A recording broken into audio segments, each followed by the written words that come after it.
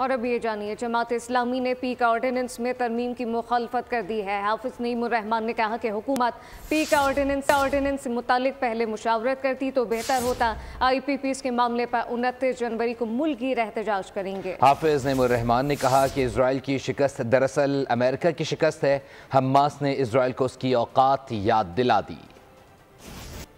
پھر ایک بنانے سے پہلے مشاورت کرتے، مشاورت کے بعد پارلیمنٹ میں ڈسکس کرتے، یہ سب کچھ نہیں کیا اور ایک آرڈیننس کے ذریعے سے اس کو نافذ کر رہے ہیں، جو کہ ظاہر قابل قبول نہیں ہو سکتا۔ لہٰذا صحافی تنظیمیں ملک بھر میں جو بھی اس پر آواز اٹھا رہی ہیں اور جو اقدامات طے کریں گی، جماعت اسلامی انہیں سپورٹ کرے گی۔ ہم آزادی صحافت پر حملہ نہیں ہونے دینا چاہتے۔ حماس نے جو کچھ کیا ہے وہ تاریخ رقم کی ہے۔ 7 اکتوبر کو ہی اس نے اسرائیل کو شکست دے دی تھی اور اس کا جو مت تھا کہ اسرائیل ناقابل شکست ہے وہ توڑ دیا تھا، اور 15-16 مہینے کے بعد جو جنگ بندی کا معاہدہ اسرائیل نے کیا ہے اور انہی نکات پر کیا ہے جو آج سے 8 مہینے پہلے طے ہو گئے تھے، اور بالآخر اسرائیل کو وہ تسلیم کرنا پڑا، اور یہ در حقیقت مزاحمت کی فتح ہے، حماس کی فتح ہے، اہل غزہ کی فتح ہے۔